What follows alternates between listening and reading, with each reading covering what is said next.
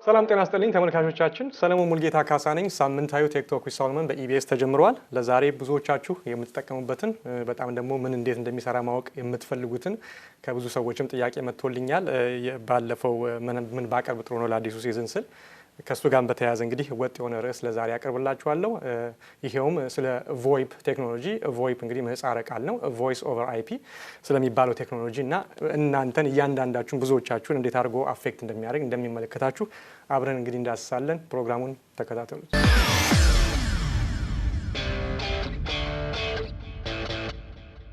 እንግዲህ ብዙዎቻችሁ የስማርትፎን እጃችሁ ላይ ካለ ወይ ቤታችሁ ያለ ኮምፒውተር ከኢንተርኔት ጋር ከተያያዘ ብዙ ጊዜ ቻንስስ አር በተለይ ደግሞ ውጭ ሀገር ዘመድ ካላችሁ የቮይስ ኦቨር አይፒ አፖችን ወይም ሶፍትዌሮችን መጠቀማችሁ እንግዲህ በጣም ኦብቪየስ ነው የሚሆነው።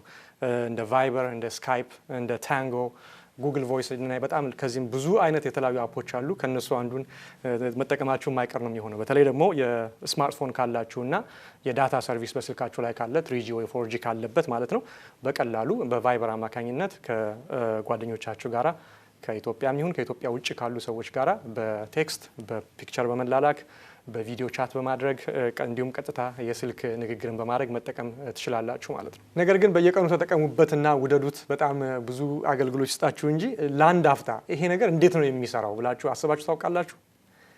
እንግዲህ እሱን ነው በዛሬው ፕሮግራማችን ላይ የምናየው ማለት ነው። ቮይፕ ቴክኖሎጂ ምንድን ነው? ከዚያም በተጨማሪ ደግሞ በተለይ ብዙዎቻችን አሁን እየተጠቀምን ያለንበት አፕ የቫይበር አፕ ነው። ስለሱ የተወሰነ ነገር እንነጋገርና ከዛ እንግዲህ ከበስተጀርባ ያለውን ቴክኖሎጂ አብረን እንቃኛለን ማለት ነው። እንግዲህ አንዳንድ ተርሞች ዛሬ የምጠቀማቸው ቴክኒካል ተርሞች ሊሆኑ ይችላሉ። በተቻለ መጠን ሁላችንም አንደርስታንድ እንደምናደርገው አድርጌ ለማቅረብ ሞክራለሁ። በመሀል ግን አንዳንድ ተርሞች ግራ ሊያጋቡ የሚችሉ ቢሆኑ ከወዲሁ ይቅርታ ጠይቃለሁ። ግን በተቻለ መጠን ቀለል ባለ መንገድ ለሁላችንም እንዲገባ አድርጌ ለመናገር ሞክራለሁ ማለት ነው።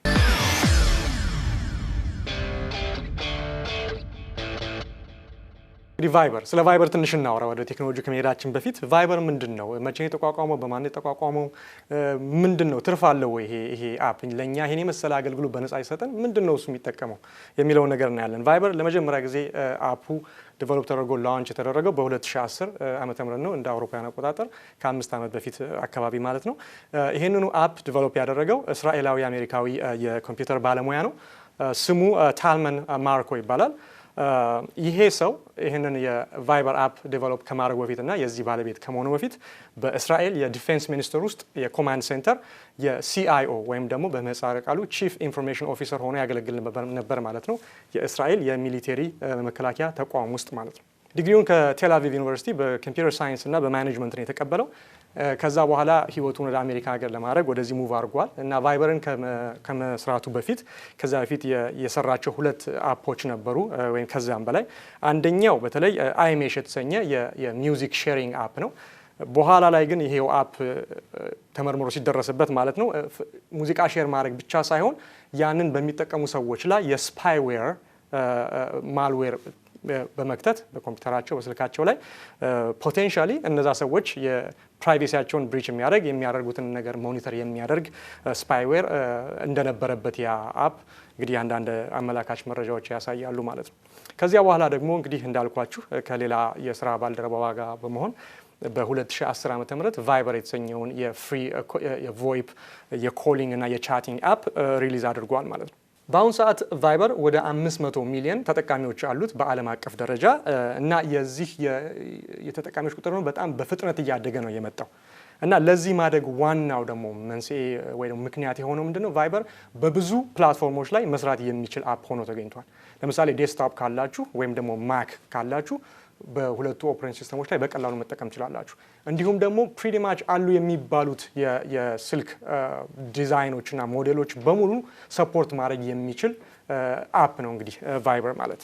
ትልቁ ጥያቄ ግን አሁንም ቫይበር ይሄን የመሰለ ነፃ አገልግሎት ለኛ እየሰጠ እኛ እንደዚህ በደስታ እንድንጠቀምበት እያደረገ ምንድነው የሚጠቀመው ቫይበር? እንግዲህ 500 ሚሊዮን ህዝብ በላይ ተጠቃሚ ያለው ብያችኋለሁ። ይህንን አፕ በመጠቀም ስልክ መደወል ትችላላችሁ፣ ቪዲዮ ኮል ማድረግ ትችላላችሁ፣ ቪዲዮ ቻት ማድረግ ትችላላችሁ፣ ፒክቸር ቻት ማድረግ ትችላላችሁ፣ ቴክስት መለዋወጥ ትችላላችሁ። በጣም በተለይ ዳታ ኮኔክሽናችሁ ስትሮንግ ከሆነ አሜዚንግ የሆነ አፕ ነው። ነገር ግን ዴቨሎፐሮቹ ባለቤቶቹ ምንድነው የሚጠቀሙት? ይሄ የብዙዎች ጥያቄ ሆኗል ማለት ነው። ስለዚህ ካምፓኒው ብዙ ጊዜ ይሄ ጥያቄ ቀርቦለታል። ግልጽ የሆነ መልስ እስካሁን አልሰጠም። ነገር ግን በተለያየ አጋጣሚ ላይ ከተናገሩት ለመረዳት እንደሚቻለው ካምፓኒው ገንዘብ የሚያመነጨው ወይም ደግሞ ገቢ የሚያገኘው ከዚህ አፕ በሁለት መንገዶች እንደሆነ ተናግሯል። የመጀመሪያው ስቲከር ሾፕ አለ። እንግዲህ ቫይበር የምትጠቀሙ ሰዎች ታውቁታላችሁ። ከጓደኞቻችሁ ጋር መጻጻፍ ስትፈልጉ ቴክስት ብቻ ከመጻጻፍ ይልቅ ስቲከሮች አሉ። የፈኒ ስቲከሮች አሉ። የተለያዩ መልእክቶችን ማስተላለፍ የምትችሉባቸው ስቲከሮች አሉ። ብዙዎቹ ነፃ ናቸው። በጣም ግን ደግሞ አስፈላጊ የሆኑትና በጣም ደግሞ ደሳስ የሚሉት ደግሞ ይከፈልባቸዋል ማለት ነው። ስለዚህ ከዚህ ስቲከር ሾፕ ሬቨኒው ወይ ደግሞ ገቢ እንደሚያገኝ ተናግሯል። በቂ ነው ወይ? እሱ ራሱን የቻለ የሚያከራክር ነገር ነው። ስቲከሮች በጣም ርካሽ ናቸው። ሌላኛው ደግሞ ቫይበር አውት የሚባል ፊቸር አለው። ቫይበር ምንድነው? ቫይበር ነፃ የሚሆነው ቫይበር ለቫይበር እኔ ቫይበር የኔ አይፎን ላይ ወይ የኔ ጋላክሲ ላይ ቫይበር ቢኖር ጓደኛዬም በሌላ ዓለም የትኛውም ዓለም ላይ ይሁን ቫይበር አፕ ካለው በነፃ መነጋገር ይቻላል ዳታ እስካለን ድረስ። ነገር ግን ቫይበር አውት የሚባለው ፊቸር እኔ ቫይበር እየተጠቀምኩኝ የቤት ስልክ ላይ ወይም ደግሞ ቫይበር ያልሆነ ቋሚ ኖርማል ስልክ ላይ መደወል የምችልበት ሁኔታ ነው። ያ ነፃ አይደለም። ስለዚህ ከሱኛው ደግሞ ከቫይበር አውት ፊቸር ገቢ ያገኛለሁ ብሎ ነው የሚናገረው። ነገር ግን ብዙ ባለሙያዎችን ይሄ ሁለቱ የገቢ ምንጭ ቫይበር እንደዚህ ውድ እንደዚህ ብዙ ሰዎች እንዲጠቀሙበትና እንደ ሰስቴን እያደረገ እንዲኖር የሚያስችል ነው ብለው አያምኑበትም ማለት ነው።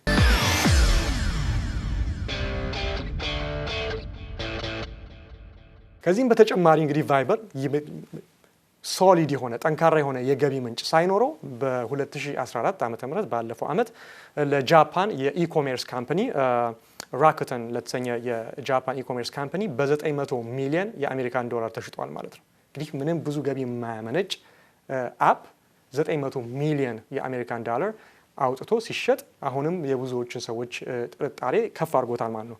ስለዚህ ይሄን የሚያክል ገንዘቡ የሚያወጣ ይሄ ሁሉ ሰው የሚጠቀምበት በነፃ የሚጠቀምበት አፕ ምንድነው ከበስተጀርባው ያለው የሚለው ብዙዎችን የሚያነጋግር ሆኗል። እና ይሄ አፕ በሚስጥር የተጠቃሚዎቹን ህይወት የሚያደርጉትን ኮንቨርሴሽን ፕራይቬሲያቸውን ፐርሰናል የሆነ መልእክቶቻቸውን ስፓይ ያደርጋል፣ ማኒተር ያደርጋል፣ ይሰልላል ወይ የሚልም እና እየሰለለ ደግሞ ለመንግስት ተቋማት ያቀብላል ወይ በከፍያ ወይም በሌላ ጥቅም ያቀብላል ወይ የሚልም ምንድነው መላምትም የሚሰነዘርበት ሁኔታ ነው ያለው ማለት ነው። ለዚህ ምሳሌ የሚሆነው ምንድነው? በተለይ አይፎን ላይ ስትጭኑት ብዙ እንድትስማሙ የሚጠየቅበትን ነገር በጣም በግልጽ አታዩት። ነገር ግን የጋላክሲ ፎን ተጠቃሚ ከሆናችሁ ልክ ቫይበርን በምትጭኑ ጊዜ ልክ ስትጭኑ የአፕ ስቶር ውስጥ ሄዳችሁ ማለት ነው ልክ ከመጫኑ በፊት እንድትስማሙ የሚጠይቃቸው ብዙ መስፈርቶች አሉ። ካሜራችሁን አክሰስ ያደርጋል። የፎን አድራሻችሁን እዛ ውስጥ ያለውን የፎን ቁጥሮች በሙሉ አክሰስ ሙሉ ራይት ይወስዳል አፑ። ፒክቸሮቻችሁን አልበም ውስጥ ያሉ ፒክቸሮቻችሁን አክሰስ ይኖረኛል ይላል። ካሜራ የፊትና የጀርባ ካሜራዎቹን አክሰስ ማድረግ ይችላል አፑ። እንዲሁም ደግሞ የእናንተ ሎኬሽን ያላችሁበትን በጂፒኤስ አማካኝነት ስልኩ ጂፒኤስ ኢኔብልድ ከሆነ ያላችሁበትን ሎኬሽን አት ኤኒ ጊቨን ታይም አክሰስ ማድረግ ይችላል አፑ። እንግዲህ እነዚህና የመሳሰሉትን ሁሉ የምትልኩትን ቴክስት ማንበብ ይችላል። የሚመጣላችሁን ቴክስት ማንበብ ይችላል።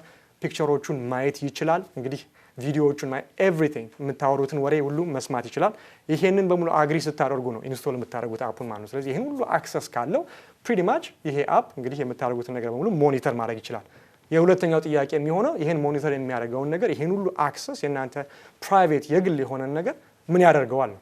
ለተርድ ፓርቲ ወይ ደግሞ ለሌላ አካል አሳልፎ ይሰጠዋል? መንግስት ለማርኬተሮች ለአድቨርታይዘሮች ምን ያደርገዋል የሚለው እንግዲህ ብዙዎች መላምት ሆኖ የሚታይ ሁኔታ ነው ያለው። ነገሩን ደግሞ ይሄንን ግምት የበለጠ የሚያጠናክረው ምንድነው? የአፑን ዴቨሎፕ ያደረገው ሰው ባክግራውንድ ወይ ደግሞ ታሪካዊ አመጣጡ። ቅድም እንዳልኳችሁ ያ ግለሰብ እስራኤላዊ አሜሪካዊ ነው። ይሄንን አፕ ዴቨሎፕ ከማድረጉ በፊት በእስራኤል የመከላከያ ሚኒስቴር የኮማንድ ሴንተር ውስጥ የቺፍ ኢንፎርሜሽን ኦፊሰር ሆኖ የሚያገለግል ነበረ።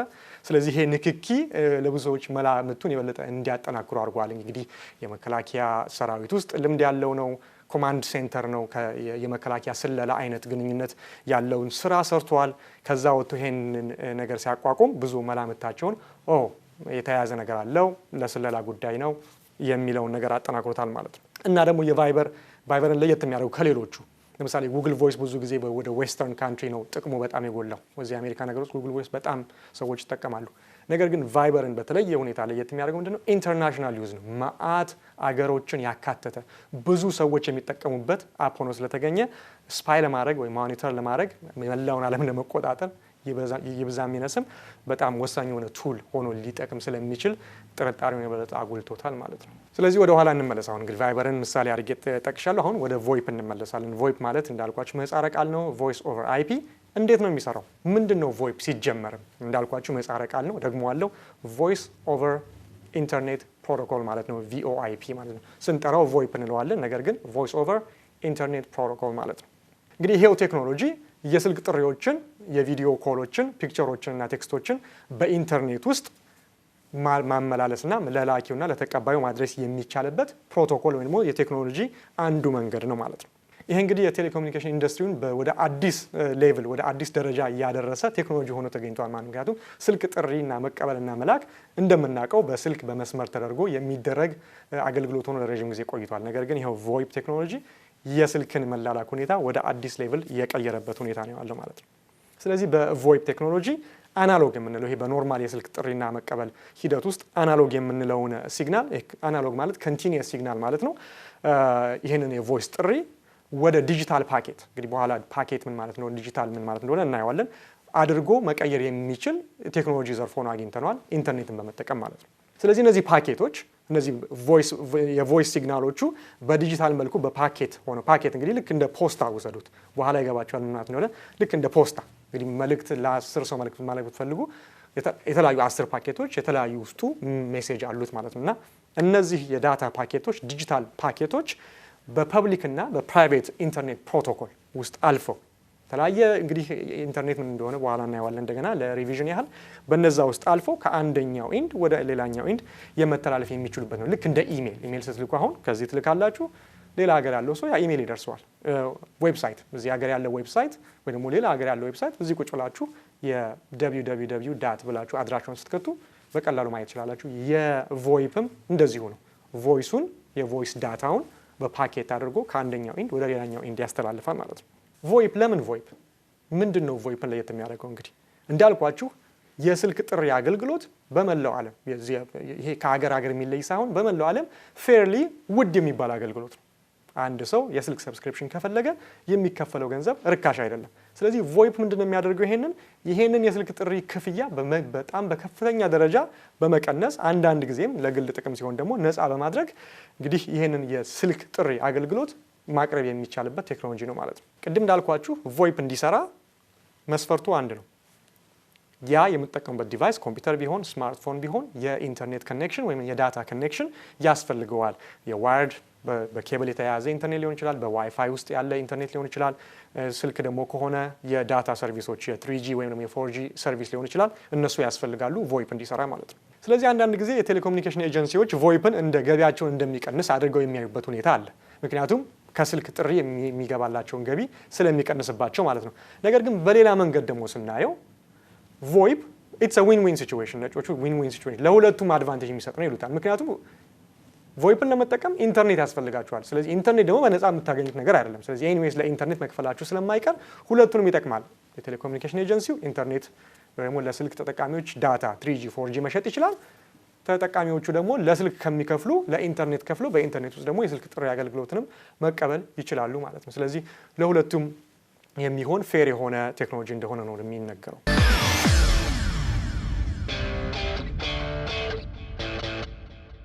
እንግዲህ የቮይፕ ቴክኖሎጂ ባለፉት 7፣ 6 እና ወደ 8 ዓመታት ውስጥ በከፍተኛ ደረጃ እየጨመረ ሄዷል። ለዚህ ደግሞ ምክንያቱ ምንድነው? የኢንተርኔት መስፋፋት ነው። ኢንተርኔት በኮምፒውተር ብቻ ሳይሆን ድሮ እንደምናውቀው በስልኮቻችን ላይ በሚገርም ፍጥነት እንዳልኳችሁ በ3G በ4G እዚህ ሀገር ደግሞ አሁን LTE የሚባሉ በጣም ፋስተስት የሞባይል ቤዝድ ኢንተርኔት አገልግሎት አለ። ከነሱ መስፋት አንጻር የቮይፕ ቴክኖሎጂም አብሮ አድገዋል። ስለዚህ በጣም ብዙ ሰው አሁን በቮይፕ አማካኝነት የተሰሩ አፖችን እና ሶፍትዌሮችን መጠቀም በጣም የተለመደ ሆኗል። ይሄ ቁጥር በጣም እየጨመረ ነው የሚሄደው። የቫይበር ተጠቃሚዎች ማደግ ለዚህ ትልቅ ምልክት መሆን ይችላል። ምክንያቱም ቫይበር በ2010 ነው የጀመረው። የመጀመሪያዎቹ 3 ዓመቶች ያለው እድገት አሁን እንዳለው ፈጣን አልነበረም። በጣም በአጭር ጊዜ ውስጥ እንግዲህ ወደ ግማሽ ቢሊዮን ወይ ደግሞ ከ500 ሚሊዮን በላይ ተጠቃሚዎች እንደያዘ ነው እንግዲህ የሚናገረው ካምፓኒው ማለት ነው። እሺ እንግዲህ ስለ ቮይፕ ትንሽ ተነጋግረናል። ቮይፕ ማለት የቮይስ ኦቨር አይፒ ኢንተርኔት ፕሮቶኮል ማለት ነው። እሱን ማለት ነው በአጭሩ ምን እንደሚያደርግ ለመናገር ሞክሬያለሁ። ነገር ግን ቮይፕ ደግሞ ራሱ ያለ ኢንተርኔት ምንም ማለት አይደለም። ቮይፕ ያለ ኢንተርኔት መገኘትና መኖር ምንም ጥቅም የለውም። ስለዚህ ኢንተርኔትን እስቲ በአጭሩ ደግሞ እንዳስና ወደ ቮይፕ እንመለሳለን።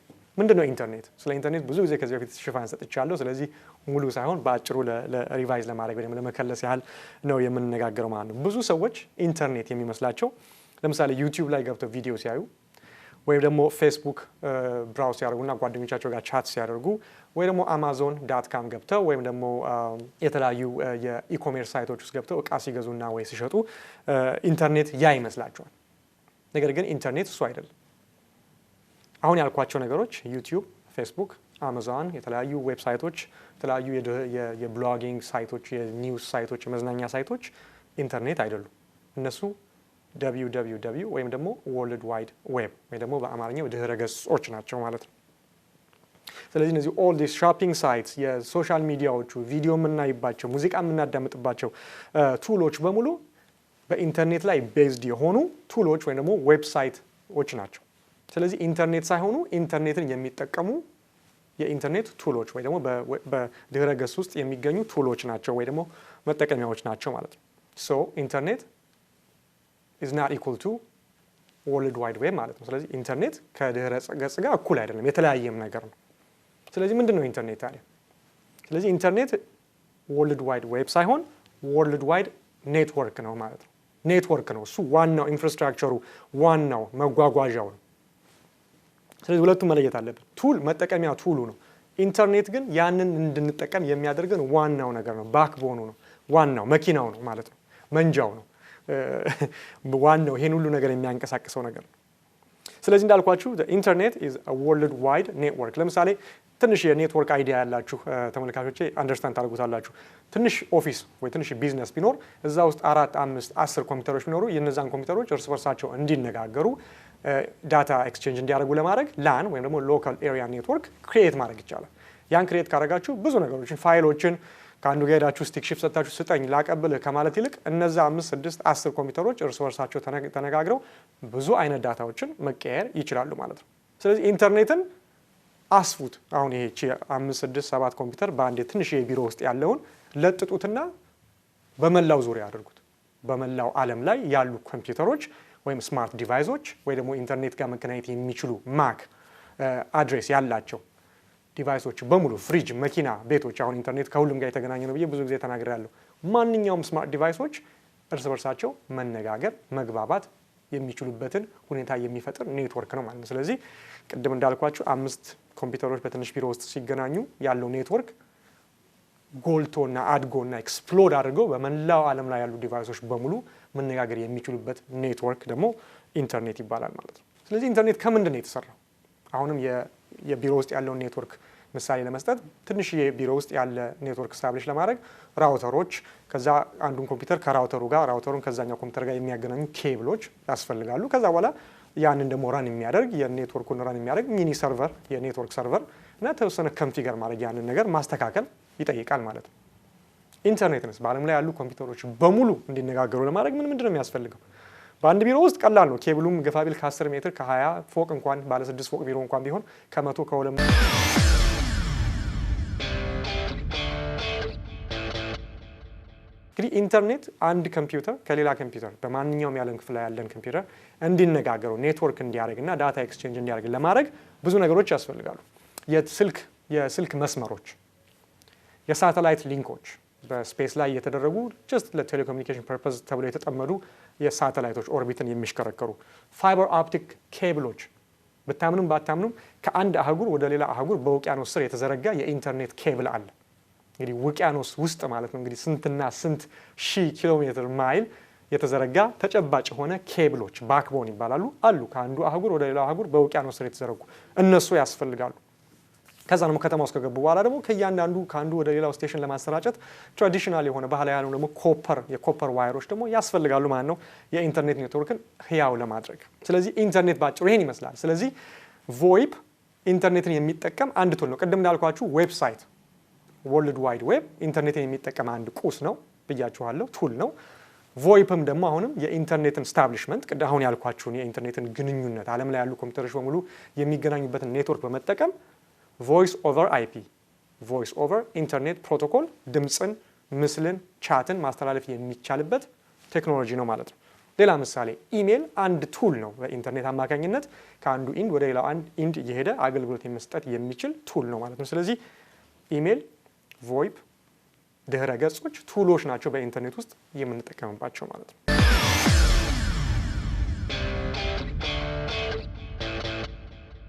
ስለዚህ ቮይፕ እንግዲህ ይህን ያህል በጣም ወሳኝና በአይቲው ላይ በኮሚኒኬሽኑ ላይ ከፍተኛ የሆነ አብዮት ያመጣ ነገር ከሆነ ማን ነው የፈጠረው? መቼ ነው የተፈጠረው?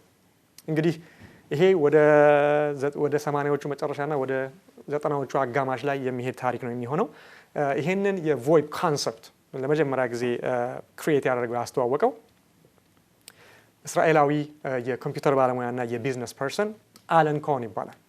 ይሄው ሰው በ1989 ዓ.ም ቮካል ቴክ የሚባል የቴሌኮሙኒኬሽን ኩባንያ አቋቁሞ በዚያው ኩባንያ ውስጥ ደግሞ ስፔሻል የሆነ የኦዲዮ ትራንስሚሽን ዲቫይስ ፈጠረ ማለት ነው። ያ ቮይፕ አልነበረም፣ ግን ያቺ የፈጠራት ዲቫይስ ቮይፕ ደግሞ እንዲፈጠር እንዲወለድ ከተወሰኑ ጥቂት ዓመታት በኋላ አስተዋጽኦ አድርጓል ማለት ነው። ስለዚህ ይሄው ግለሰብ አለን ኮን የተሰኘው ይሄው ግለሰብ ደግሞ ይህንኑ ኩባንያውን አጠናክሮ ወደ 90ዎቹ አጋማሽ ላይ ከሌሎች ባለሙያዎች ጋር በመሆን ለመጀመሪያ ጊዜ ድምፅ በኢንተርኔት ውስጥ አልፎ ቅድም እንዳልኳችሁ አናሎግ ቮይስ ሲግናል ወደ ዲጂታል ፓኬት ተቀይሮ ከአንዱ ጥግ ወደ ሌላው ጥግ እንዲደርስ የሚቻልበትን ቴክኖሎጂ ለመጀመሪያ ጊዜ በ90ዎቹ አጋማሽ ላይ በዚሁ ባቋቋመው ድርጅት በቮካል ቴክ አማካኝነት ለመፍጠር ችሏል ማለት ነው ቮይፕን።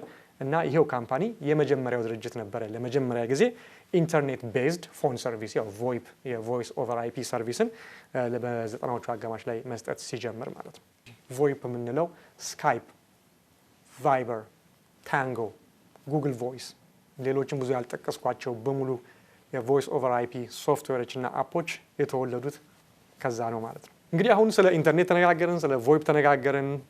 አሁንም ግን አንድ ሌቭል እንሄዳለን። እዚህ ጋር ነው ምናልባት ሞር ቴክኒካል ሊሆን የሚችለው ማለት ነው። እና በተቻለ መጠን ቀላል ለማድረግ እና ምሳሌ ለመስጠት እሞክራለሁኝ። ስለዚህ አሁንም ኦኬ ኢንተርኔት አለ። ቅድም እንዳልኩት በዓለም ላይ ምናልባት በቢሊዮን የሚቆጠሩ ኮምፒውተሮች አሉ። እርስ በርሳቸው ተገናኝተዋል።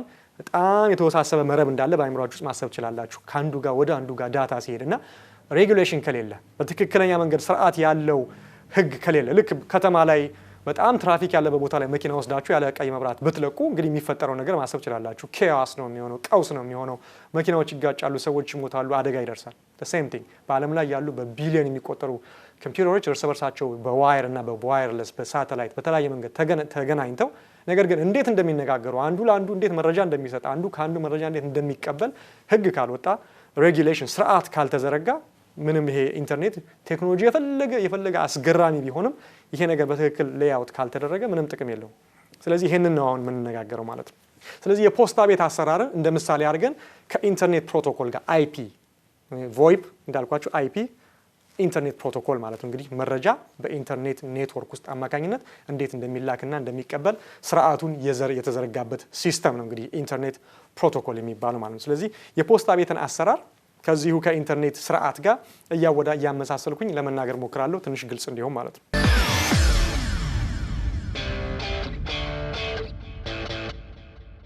ስለዚህ ፖስታ ቤት ጋር ብንሄድ ለምሳሌ ፖስታ ቤት እያንዳንዱ ዲፓርትመንት የተለያየ ድርሻ ያለው ሰው እንግዲህ አሁን እያንዳንዱ ስንሄድ እናየዋለን። ኢንተርኔት ፕሮቶኮልም መረጃ ከአንድ ኮምፒውተር ከየትኛውም የዓለም ክፍል ወደ ሌላኛው ክፍል እንዴት እንደሚሄድ ስርዓት ተዘርግቷል። ይሄው ስርዓት ሞዴል ነው ወይ ደግሞ የወጣ አሰራር ነው። ኦኤስአይ ይባላል። በቴክኒካል ኤሪያ ላይ ያላችሁ ሰዎች ይህንን ተርም ታውቁታላችሁ። ወይም ደግሞ ምህጻረ ቃል ነው። ሲበተን ደግሞ ኦፕን ሲስተም ኢንተርኮኔክሽን ይባላል ማለት ነው። ይሄው የኦኤስአይ ሞዴል የኢንተርኔት እንዴት መጠቀም እንዳለበት ኮሚኒኬሽን ሲስተም እንዴት መስራት እንዳለበት ስርዓቱን የሚያሳየው ይሄው ሞዴል በዓለም አቀፍ ኦርጋናይዜሽን ወይም ደግሞ ኢንተርናሽናል ኦርጋናይዜሽን ፎር ስታንዳርድስ በተሰኘ ተቋም ሬጉሌት ተደርጎ ክሪኤት ተደርጎ ሜንቴን እየተደረገ ያለ የኢንተርኔት ስርዓት መመሪያ ነው ማለት ነው። ይሄው እንግዲህ ቅድም እንዳልኳችሁ ኦኤስአይ ወይም ደግሞ ኦፕን ሲስተም ኢንተርኮኔክሽን ሞዴል 7 ሌየሮች አሉት፣ 7 ደረጃዎች አሉት። እንግዲህ አንድ ፓኬት ወይ ደግሞ አንድ ዳታ ኢሜል ስትልኩ፣ ኢንተርኔት ስትከፍቱ፣ ቪዲዮ ቻት ስታደርጉ፣ ፒክቸር ስታዩ፣ ኤኒቲንግ በኢንተርኔት ላይ አክቲቪቲ ስታደርጉ ከላኪው ወይ ደግሞ ያን ነገር አክሰስ ከምታደርጉበት ሰርቨር ወደ እናንተ ሲመጣ ወይ እናንተ ለሰው ስትጽፉ ኢሜል ስትጽፉ ከእናንተ ወደዛኛው ሰው እንዴት እንደሚሄድ የሚያልፍበት ምንድነው ደረጃ አለ ማለት ነው። ስቴፖች አሉት ማለት ነው። እነዚህ the 7 OSI model layers ይባላሉ። the 7 layers of OSI ይባላሉ ማለት ነው። ሰባቱ application layer, presentation layer, የሴሽን ሌየር፣ የትራንስፖርት ሌየር፣ የኔትወርክ ሌየር፣ የዴታ ሊንክ ሌየር እና የፊዚካል ሌየር ይባላሉ። 7 ናቸው። ነገር ግን በብዛት ለማብራራትም ሆነ በጥቅም ላይ በብዛት ሲጠቀሱ የሚታዩት 5ቱ ናቸው። 2ቱ ከሌሎቹ ጋር ተደርበው ነው የሚሰሩት። ስለዚህ 5ቱ ናቸው ማለት ነው። ስለዚህ 5ቱ እናያለን ማለት ነው። እንግዲህ አፕሊኬሽን ሌየርን፣ ትራንስፖርት ሌየርን፣ የኔትወርክ ሌየርን፣ የዴታ ሊንክ ሌየርን እና የፊዚካል ሌየርን ከፖስታ ቤት አሰራር ጋር እያመሳሰልን እናያቸዋለን ማለት ነው።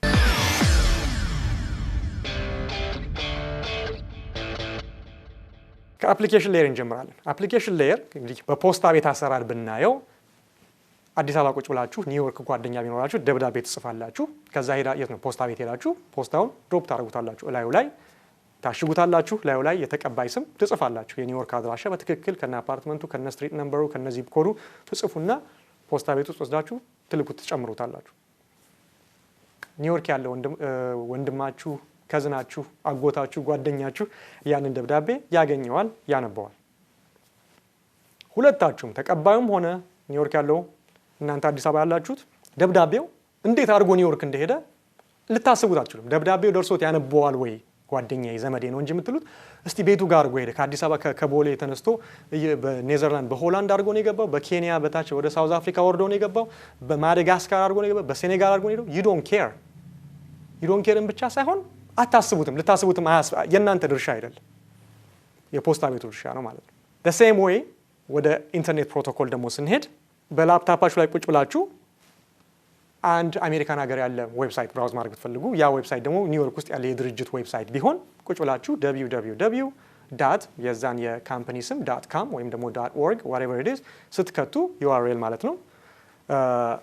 ቀጥታ በኮምፒውተራችሁ ላይ ያ ዌብሳይት ይከፈታል። እዛ ላይ የምትፈልጉት መረጃ ዜናም ቢሆን መዝናኛ ጉዳይ ቢሆን ኤኒቲንግ ቢሆን አንብባችሁ ብራውዘሩን ትዘጋላችሁ ጉዳያችሁን ስትጨርሱ ማለት ነው። ይህን ስታደርጉ እናንተ ከዚህ ካለው ኮምፒውተራችሁ ላይ www ስትልኩ የዌብሳይቱ ባለቤት ሰርቨር ያንን የተላከለትን ሪኩዌስት ያያል። ከዛ በኋላ ያንን ሪኩዌስት ያንን ፔጅ ለእናንተ ይለቅላችኋል ማለት ነው። ስለዚህ እናንተ ዌብሳይቱን ብራውዝ የምታደርጉት ወይም ደግሞ የካምፓኒው የዛ ዌብሳይት ባለቤት ድርጅት ግለሰብ እንዴት አድርጎ ያ ዌብሳይት www.egale.com የሚባለው እንዴት አድርጎ ከኒውዮርክ ካለው ሰርቨር አዲስ አበባ ወዳለው ወደ እናንተ ክላይንት ኮምፒውተር ላይ እንዴት እንደመጣ ማሰባሰብ። እንዴት እስቲ ይሄ ነገር እኔ ጋር እንዴት መጣ? ቤቱ ጋር አድርጎ በየትኛው ኔትወርክ አድርጎ በፋይበር ኦፕቲክስ በውቅያኖስ ስር ነው የመጣው? በሳተላይት ላይ ባለው ተልኮለት ነው የመጣው? በስልክ ኬብል ነው? ምንም አይመለከታችሁም። ልጠይቁም አትችሉም። እናንተ ዜናው ማንበባችሁ ያንን ነገር ማግኘታችሁን ብቻ ነው ማወቅ የምትፈልጉት ማለት ነው። ይሄ እንግዲህ አፕሊኬሽን ሌየር ይባላል።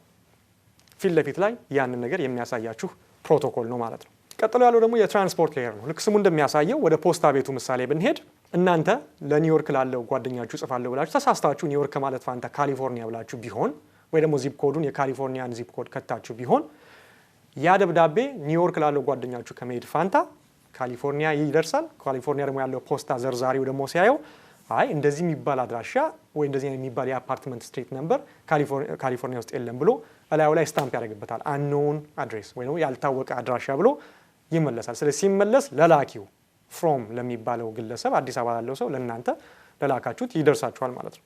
ስለዚህ ግን እንዴት ሆኖ ቤቱ ጋር አድርጎ ኤረር ሜሴጅ ዴሊቨሪ ሲስተሙ እንዴት አድርጎ ሜሴጅ እንደመጣ አታውቁም። ኦንሊ ቲንግ የምታውቁት በቃ ሰዓት አድራሻ መሆኑን ብቻ የምታውቁት እንጂ የቱ ጋር ገብቶ እንዴት አድርጎ ያንን ሜሴጅ እንደሰጣችሁ አታውቁም። ወደ ኢንተርኔት ፕሮቶኮል ስንመጣ ሲሚላር ነው ማለት ነው። ትራንስፖርት ሌየር የሚባለው የኦሳይ ሞዴል ከኔክስት ትራንስፖርቴሽኑን ስታብሊሽ ያደርጋል። ቅድም እንዳልኳችሁ እዚህ ጋር ብራውዝ ስታደርጉ የኒውዮርክ ያለን አድራሻ ብራውዝ ስታደርጉ www ብላችሁ ስትከቱ ትክክለኛ አድራሻ ከከተታችሁ ያ ሪኩዌስት ይላክላችኋል፣ ፔጁን ማንበብ ትችላላችሁ። ነገር ግን የከተታችሁት www አድራሻ የድረገጽ አድራሻ ትክክለኛ ካልሆነ ወይ ስፔሊንግ አሳስታችሁ ወይ ያ ፔጅ ኤኒሞር የማይገኝ ከሆነ በዛ ሰርቨር ላይ ወይ ተዘግቶ ከሆነ የሚደርሳችሁ ምንድነው ፔጅ cannot be found የሚል ነው የሚደርሳችሁ። ከዛ ያለፈ ዲቴል ግን አይደርሳችሁም።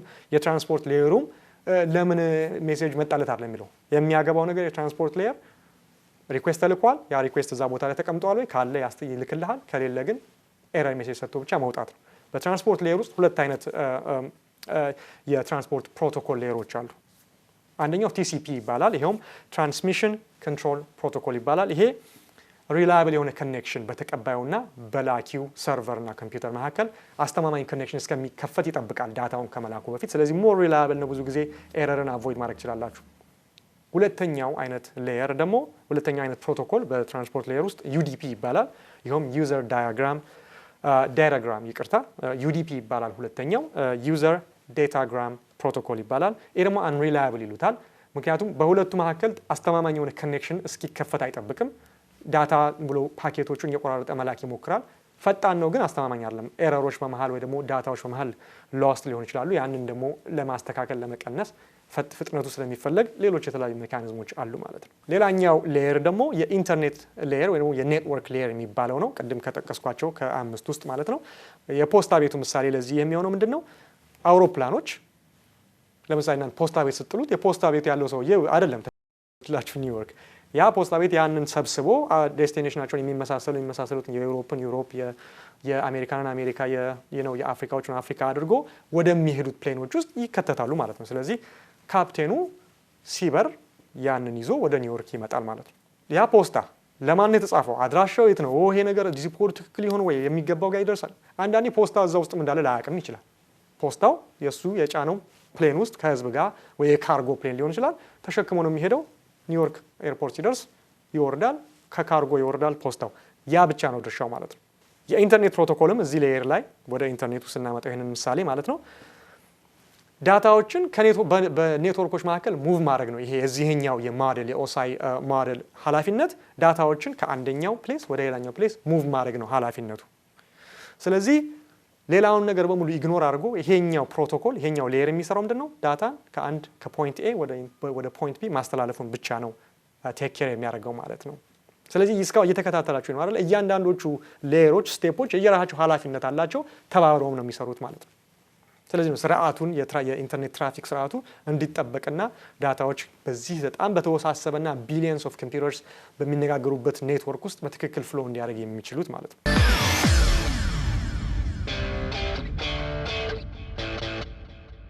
ቀጥሎ ያለው የዴታ ሊንክ ሌየር ሲሆን የፖስታ ቤቱ ምሳሌ ለዚህ የሚሆነው መኪኖች እንግዲህ ፖስታው ከአዲስ አበባ አየር መንገድ ኒውዮርክ አየር መንገድ ከሄደ በኋላ እናንተ አየር መንገድ ኒውዮርክ አየር መንገድ ሄዳችኋል ለምትቀበሉት ፖስታውን ቤታችሁ ድረስ ነው ይመጣላችሁ። ያ እንዲሆን ደግሞ መኪናዎች ያስፈልጋሉ። የፖስታ ቤት ትራኮች ከኤርፖርት አምጥተው የፖስታ ቤት ሳጥን ከሆነ ያላችሁ ፖስታ ቤት ሎካል ፖስታ ቤት ኦፊስ ውስጥ ይከቱላችኋል።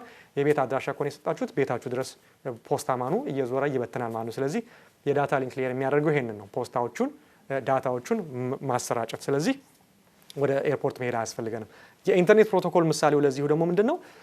ኢንካሚንግ እና አውትጎይንግ ዳታዎችን ወደ እናንተ ሎካል ኤሪያ ኔትወርክ ውስጥ የመጣው ነው ወደ እናንተ ኮምፒውተር ላይ የሚመጡትን ዳታዎች ማከፋፈል ነው ስራው ማለት ነው። ስለዚህ ኢተርኔት የሚባለው የሎካል ኤሪያ ኔትወርክ አንደኛው ቤስት ኤግዛምፕል ነው ለዳታ ሊንክ ሌየር ማለት ነው። እንግዲህ ዊዝን ዘ ሎካል ኔትወርክ ማከፋፈል ይችላል። ስለዚህ አንድ መረጃ ለምሳሌ ለአንድ ካምፓኒ ቢመጣ የካምፓኒው ሰርቨር ውስጥ ይገባል። ያ ደግሞ በሎካል ኤሪያ ኔትወርክ አማካኝነት ወይ በኢተርኔት አማካኝነት ለሚገባ ቦታ ያከፋፍላል ማለት ነው። ኢሜይሉን ለኢሜይል ሌሎቹን ነገሮች ለሌሎች እያደረገ ያከፋፍላል ማለት ነው። ሌላኛው የፊዚካል ሌየር የሚባለው ነው። የፖስታ ቤቱ ምሳሌ ለዚህ የሚሆነው ሰዎች ደብዳቤ ሲጽፉና ሲያነቡ የሚጠቀሙባቸው ቱሎች አሉ። ጸሐፊው አዲስ አበባ ያላችሁት እናንተ የምትጽፉት ወረቀት፣ ነጭ ወረቀት፣ እስክሪብቶ፣ ማርከር whatever the case might be በሱ ትጽፋላችሁ። ተቀባዩ ደግሞ አይኑን በመጠቀም አይኑ መነጽር የሚያስፈልግ ከሆነ መነጽር በማድረግ ብርሃን ከሌለ ደግሞ መብራት በማብራት ደብዳቤውን ያነባል ማለት ነው። የኢንተርኔት ፕሮቶኮል ምሳሌ ወደ ኢንተርኔት ስርዓቱ ስናመጣው ደግሞ እነዚህ መረጃዎች በምን አይነት ሁኔታ ሬፕሬዘንት ይደረጋሉ ተነባቢ እንዲሆኑ በዛ ሲስተም ውስጥ ማለት ነው። ስለዚህ ብዙ ጊዜ ዳታ 0 እና 1 ነው ብዬ ብዙ ጊዜ እናገራለሁ። ቢትሶች ናቸው፣ zeros and ones ሬፕሬዘንት የሚያደርጉ ናቸው። ከዛ በኋላ ነው ወደ አፕሊኬሽን ሌየር አማካኝነት ቅድም የጠቀስኩት ሲመጣ በሰውኛ ቋንቋ ሆኖ የሚነበባችሁ ማለት ነው። ስለዚህ ይሄንን ትራንስሚት የሚደረግበት ሜተድ ከአንደኛው ፖይንት ወደ ሌላኛው ፖይንት በዋየር ውስጥ በሬዲዮ ውስጥ በፋይበር ኦፕቲክስ አማካኝነት ውስጥ በዜሮ እና በዋን አማካኝነት እንዲተላለፉ ያደርጋል። የዚሁ የፊዚካል ሌየር ሞዴል ወይ ደግሞ ስቴፕ ማለት ነው እንግዲህ። ስለዚህ የዚህ የፊዚካል ሌየር ኃላፊነት ዳታዎች በዋን እና በዜሮ አማካኝነት ከአንዱ ኢንድ ወደ ሌላው ኢንድ እንዴት መሄድ እንዳለባቸው ስርዓቱን የሚዘረጋ ሲስተም ወይ ደግሞ ስቴፕ ነው ማለት ነው። እንግዲህ አምስቱ ሞዴሎች በፖስታ ቤት አመሳስዬ በኢንተርኔት ውስጥም ደግሞ ያለው ስርዓት ዳታ ከአንዱ ፖይንት ወደ ሌላ ፖይንት ቮይፕ ሊሆን ይችላል፣ ኢሜል ሊሆን ይችላል፣ ድህረ ገጽ ሊሆን ይችላል። ማንኛውም በኢንተርኔት ውስጥ አክሰስ የሚደረጉ ነገሮች በእነዚህ ሌየሮች ውስጥ አልፈው ነው ከአንዱ ፖይንት ወደ ሌላው ፖይንት በእነዚህ ምንድነው ዘርፍ ውስጥ ስቴፕ ውስጥ አልፈው ነው የሚመጡት ወደ እናንተ ማለት ነው። ይሄ እንግዲህ በኖርማል በሆነው ሲቹዌሽን ነው እንደዚህ የሚሆነው። ነገር ግን አንዳንድ ጊዜ እነዚህ ህጎች ሊሰበሩ ይችላሉ። ይሄ አናሎጂ ይሄ ምሳሌ አንደር ኖርማል ሰርከምስታንስስ ነው የሚሆነው ማለት ነው። አስቡት ለምሳሌ በኢንተርኔት ዓለም ውስጥ ሆነ ተብሎ ኢንተርኔት ትክክል እንዳይሰራ ወይም ደግሞ ስራው በተጨናገፈ መንገድ እንዲሰራ የሚደረግበት ሁኔታ አለ። ለምሳሌ የኢንተርኔት ራውተሮች ዳታን ስሎ እንዲያደርጉ በጣም እንዲያፍኑ ወይ ደግሞ እንዲያስቀሩ ወይ ደግሞ ሙሉ ለሙሉ እንዲያቋርጡ የሚደረግበት ሁኔታ አለ። ይሄ ማለት የኦሳይ ሞዴልን ከሌየሮቹ አንዱን ታምፐር በማድረግ በመነካት በመቀየር ባህሪያቸውን በማስቀየር ይሄንን ነገር ማድረግ ማለት ነው። አንዳንድ ጊዜ በኢንተርኔት ውስጥ ስፓይ የስለላ እንዲያደርጉ ዩዘሩ የማያውቀውን ነገር እንዲያደርጉ ማለት እነዚህ በሙሉ እንግዲህ ብሬኪንግ ዘ ሩልስ ኦፍ የነዚህን የአምስት የኢንተርኔት ትራንስሚሽን ሞዴሎችን መስበር ማለት ነው። ልክ በፖስታ ቤት ሲስተም ብናየው ፖስታ ቤት ውስጥ የሰው ደብዳቤ እጅግ በጣም ምስጢራዊ ነው። ስለዚህ በፖስታ በዓለም አቀፍ የፖስታ ኮድ አማካኝነት ፖስተኛው ያንን ደብዳቤ ላለመጣል፣ ከፍቶ ላለማየት፣ ቀዶ ላለመጣል ወደ ተቀባዩ ወሰን ለማድረስ ከፍተኛ ጥረት እንዲያደርግ ቃል የሚገባበት ሲስተም ነው። ስለዚህ ኢንተርኔትም ሴም ግን ይሄ ህግ የሚሰበርበት ሁኔታ አለ ማለት ነው። ከመንግስት ጋር በተያያዘ ከድርጅቶች ጋር በተያያዘ ከሀከሮች ጋር በተያያዘ ከተለያዩ ቴሌኮሙኒኬሽን ፕሮቫይደሮች ጋር በተያያዘ አንዳንዴ እነዚህ ህጎች የሚሰበሩበት ሁኔታ አለ ማለት ነው።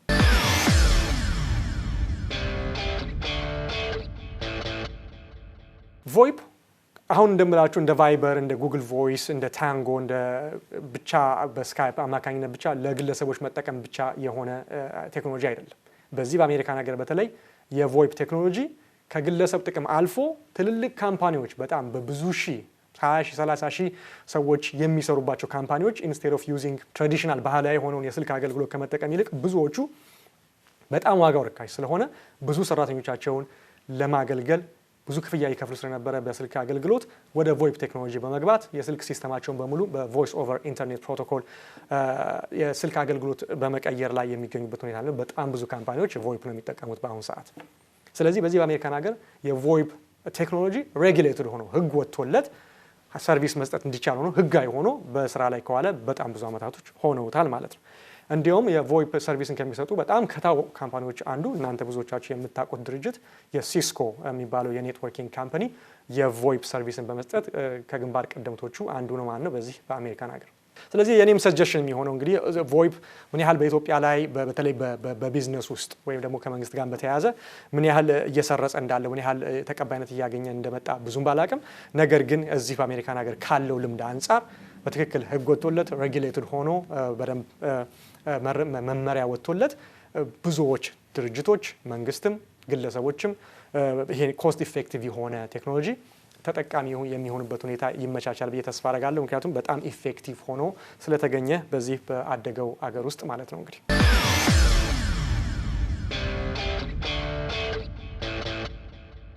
ተመልካቾቻችን ለዛሬ የነበረኝ ፕሮግራም ይሄን መስል ነበረ። በአንድ ወጥ ርዕስ ላይ ስለ ቮይፕ ወይም ደግሞ ቮይስ ኦቨር ኢንተርኔት ፕሮቶኮል ቴክኖሎጂ ለማብራራት ሞክሬያለሁ።